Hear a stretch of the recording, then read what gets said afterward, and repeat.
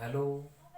BA first year political science अपनी पहली unit में पहला अध्याय चल रहा है, जिसमें अपना परंपरागत आधुनिक दृष्टिकोण है। तो आज छात्रों, हम आपको इसी यूनिट के अंतर्गत इसी कड़ी में बताएंगे कि परंपरागत दृष्टिकोण की कौन कौन सी विशेषता हैं, परंपरागत दृष्टिकोण कैसे आधुनिकता की ओर बढ़ा, और परंपरागत दृष्टिकोण की जो मुख्य अध्ययन पद्धतियों पर भी चर्चा करेंगे। तो हम आपको बता रहे हैं, पहले भी बताया था कि परंपरागत राजनीति विज्ञान की अध्ययन पद्धतियां चार हैं: ऐतिहासिक, दार्शनिक, कानूनी या विधि, एक है तुलनात्मक। तो ये चार अध्ययन पद्धतियां हैं, इन पर और थोड़ा विचार करते हैं। ऐतिहासिक अध्ययन पद्धति ये परंपरागत राजनीति विज्ञान की सबसे पुरानी पहली पद्धति है, सबसे रूढ़ि पर आधारित, इतिहास पर आधारित सबसे पुरानी पद्धति है। ऐतिहासिक पद्धति नाम से लग रहा है कि इतिहास इसका आधार है, इतिहास को इसमें जड़ माना गया है। दूसरी हम बात करें कि दार्शनिक पद्धति, जो कि निर्माणात्मक पद्धति का भाग है, और इस पद्धति के जो प्रतिपादक हैं वो है प्लेटो। प्लेटो ने दर्शन कल्पना की और उसी के आधार पर अपनी एक किताब लिखी है, रिपब्लिक। बात करते हैं कानूनी पद्धति की। विधि पद्धति भी है, इसके जो समर्थक हैं, देखो, वुडरो विल्सन अमेरिका के राष्ट्रपति हुए थे, वुडरो विल्सन इसके समर्थक रहे थे। कानून पर बल दे रहे हैं कि कानून आधार होते हैं देश की व्यवस्था को बनाने के लिए, शासन चलाने के लिए कानून सर्वोपरि है। तो कानूनी पद्धति है। एक और है तुलनात्मक पद्धति, और इसमें अरस्तु की विधि आती है। अरस्तु की तुलनात्मक पद्धति है, अरस्तु इसका पैगंबर माना जाता है। अरस्तु ने क्या था बताया भी था कि 158 संविधानों का अध्ययन किया और तब जाकर के पॉलिटिक्स नाम की किताब लिखी है। तो दो व्यवस्थाओं का, दो शासन का इसमें अध्ययन होता है। तो ये तो रही बात अध्ययन पद्धतियों की। अब हम इसी में परंपरागत जो दृष्टिकोण है, ट्रेडिशनल जो अप्रोच है, दृष्टिकोण है, उसकी विशेषताओं को जान लेते हैं कि परंपरागत दृष्टिकोण की कौन कौन सी विशेषता है। तो छात्रों, पहली विशेषता है कि ये कल्पनात्मक है और आदर्शी है। कल्पनात्मक आदर्शी का मतलब क्या हुआ? इसमें जो भी विचारक हुए हैं, चाहे वो प्लेटो है, रूसो है, हीगल है, ग्रीन है, कांट है, चुचविक है, बोसांके है, तो ये कल्पना और आदर्शों पर बल देते हैं। इसमें एक नाम आता है टी.एच. ग्रीन, ग्रीन नाम आता है, टी.एच. ग्रीन। उसने लाइन लिखी है कि राज्य का आधार शक्ति नहीं इच्छा है। पंक्ति में क्या लिखा है कि राज्य का आधार शक्ति नहीं इच्छा होती है। तो उसमें आदर्श बताए गए हैं कि लोगों की इच्छा होती है, आदर्श होते हैं। ऐसे ही जो रूसो है, रूसो भी ऐसे विचारों का व्यक्ति है। तो यहाँ कल्पनात्मक और आदर्शों पर बल दिया गया है कि इसमें कोई कल्पना इसमें की जाती है, मन मस्तिष्क में व्यक्ति कोई कल्पना कर लेता है और फिर उसको साकार रूप देने का इसमें प्रयास किया जाता है। जैसे कि हम बात करें, थॉमस मोर की किताब है यूटोपिया, यूटोपिया। प्लेटो की किताब है रिपब्लिक। दोनों किताब कल्पनावादी, काल्पनिक विचार हैं दोनों में, यूटोपिया में और रिपब्लिक में। तो इसमें क्या होता है कि कोई कल्पना होती है और उस कल्पना को ही माध्यम बनाया जाता है और उसके आधार पर कार्य किया जाता है। तो हम देख रहे हैं कि परंपरागत दृष्टिकोण था, इसमें क्या है कि कल्पना और कल्पना पर बल दिया गया है, आदर्शों पर बल दिया गया है। हम बात करें दूसरी विशेषता की, परंपरागत दृष्टिकोण की जितनी भी अध्ययन पद्धतियां हैं वो अपरिकृष्ट हैं। अपरिकृष्ट से मतलब क्या है? अशुद्ध हैं, वैज्ञानिक तथ्यों पर, वैज्ञानिक नियमों पर खरी नहीं उतरती हैं। वो या तो एक तरीका से इतिहास पर आधारित है, रूढ़ि पर आधारित है, या वो एक तरीका से हम कहें कि हम तुलनात्मक दृष्टिकोण पर आधारित है। विज्ञान के जो नियम है, प्रयोग है, कार्य है, कारण है, परिणाम है, तथ्य है, इन पर खरी नहीं उतर रही हैं। तो ऐसी स्थिति में उनको नाम दे दिया गया है अपरिकृष्ट अध्ययन पद्धतियां। जो कि हमने बताया भी है। ये चारों जो पद्धति हैं ये परंपरागत दृष्टिकोण की पद्धति हैं, और इन चारों की एक साथ विशेषता क्या है कि ये अपरिक्रस्त अध्ययन पद्धति हैं।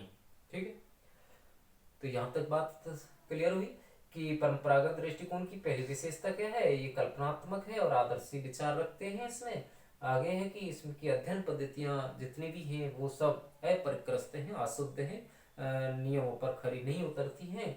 आगे हम बात करें कि इसमें नैतिकता पर बल दिया गया है और राजनीतिक मूल्यों पर बल दिया गया है।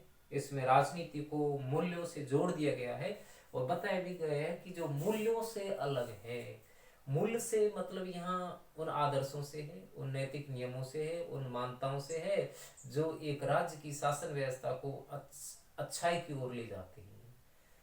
व्यक्ति के उन भावों से है जो व्यक्ति को एक नैतिक प्राणी मानते हैं, अच्छा प्राणी मानते हैं। तो उन्हीं मूल्य और आदर्शों पर इसमें बल दिया गया है। परंपरागत दृष्टिकोण में ये बताया गया है कि हमारे ऊंचे मूल्य होने चाहिए, ऊंचे आदर्श होने चाहिए, हमारा जो चरित्र है वो उज्जवल होना चाहिए, ऐसा परंपरागत दृष्टिकोण की धारणा में बताया गया है।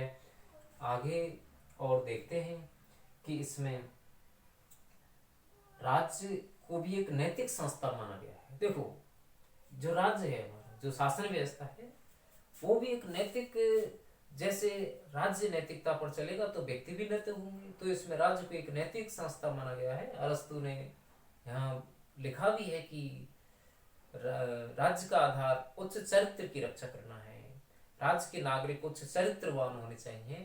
तो सद्गुणों की स्थापना तभी होगी जब राज्य में सद्गुण होंगे, और हमारे जो शासक गण हैं, हमारे जो राजनीतिक प्रतिनिधि हैं वो सद्गुणों पर चलेंगे तो आम जनता भी सद्गुणों पर चलेगी। तो ऐसा इसमें माना गया है। तो यहाँ राज्य को एक नैतिक संस्था माना गया है, कल्याणकारी संस्था माना गया है, व्यक्ति के विकास की संस्था माना गया है। राज्य का उद्देश्य शोषण करना नहीं है, राज्य का उद्देश्य अत्याचार करना नहीं है। यह राज्य का उद्देश्य क्या है, हमारी नैतिकता को मार्ग प्रशस्त करना है, नैतिकता का मार्ग दिखाना है। आगे हम बात करें और विशेषता है कि इसकी जो कानूनी औपचारिक अध्ययन पर बल दिया गया है। परंपरागत दृष्टिकोण जो कि पूरा का पूरा दृष्टिकोण कानूनी औपचारिक अध्ययन की बात करता है। कानूनी औपचारिक अध्ययन से मतलब ये है कि जो लिखित नियम है, जो औपचारिक संस्था है, जितनी भी सभा समितियां हैं, उनके अध्ययन की ये बात करता है। तो यह कानूनी बात हो गई। आगे हम देखते हैं कि ये प्रधानतः संकुचित अध्ययन है। परंपरागत दृष्टिकोण का जो अध्ययन है वो मुख्यतः कैसा है, प्रधानतः संकुचित है। संकुचित अध्ययन से मतलब यहाँ क्या लिया है, देखो विद्यार्थियों, संकुचित अध्ययन का अर्थ यह है कि परंपरागत दृष्टिकोण के जितने भी लेखक हुए उन्होंने यूनान की राजनीति को ही आधार बनाया है, ब्रिटेन और अमेरिका की शासन व्यवस्था को ही अध्ययन का आधार बनाया गया है।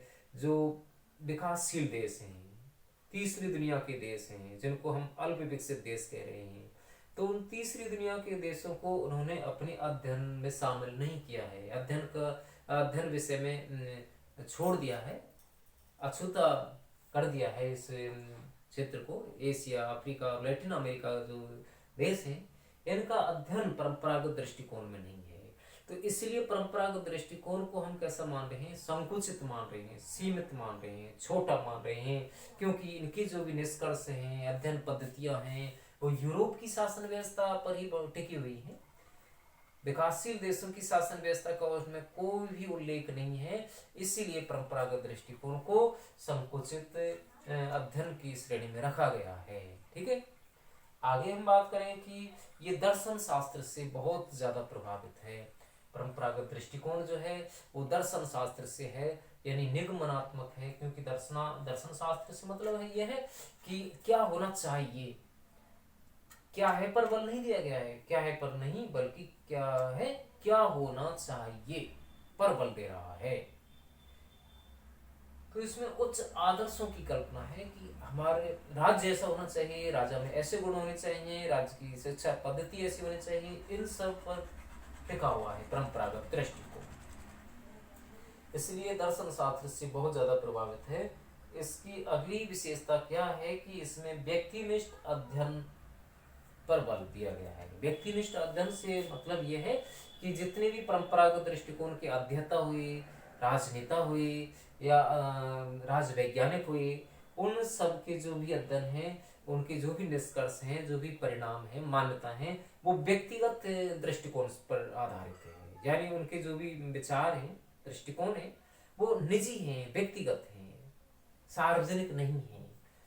जैसे कि हम बात करें संविधावादी जो विचारक हैं, हॉब्स है, लॉक है, रूसो है, तो इन्होंने जो भी विचार दिए हैं ना, वो संविधावादी हैं, यानी संविधा पर दिए हैं, व्यक्तिगत विचार हैं इनके ये।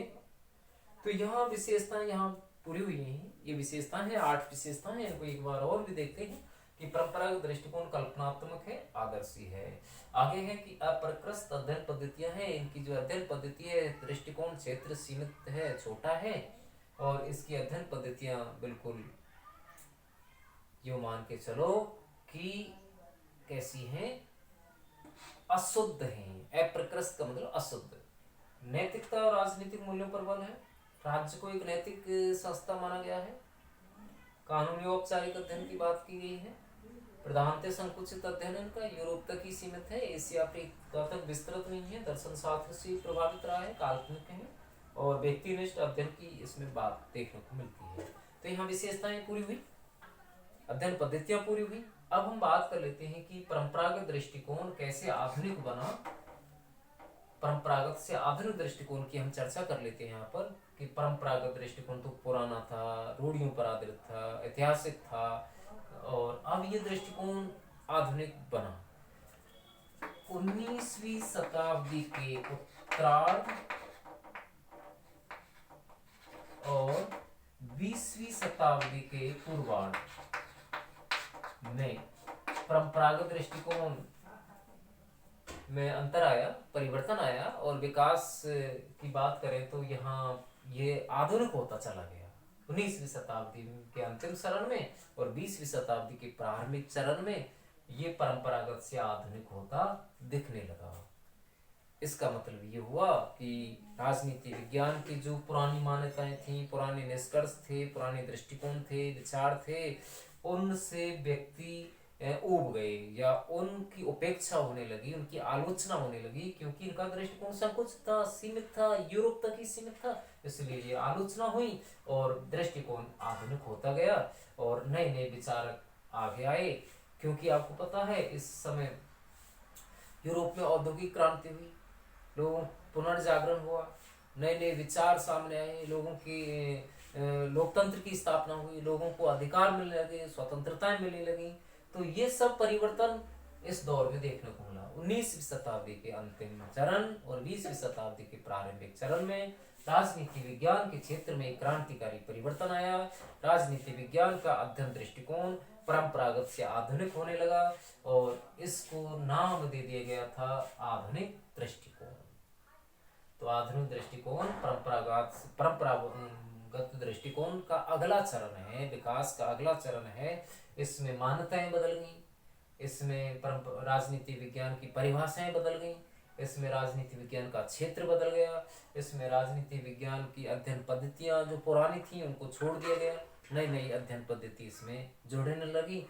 तो अगली जो वीडियो होगी अपनी, उसमें हम आधुनिक दृष्टिकोण पढ़ेंगे, उसकी विशेषताएं होंगी, और एक अंतर जो भी है इन दोनों में क्या क्या अंतर बनता है वो भी होगा। तो आज की इस वीडियो में इतना ही, धन्यवाद।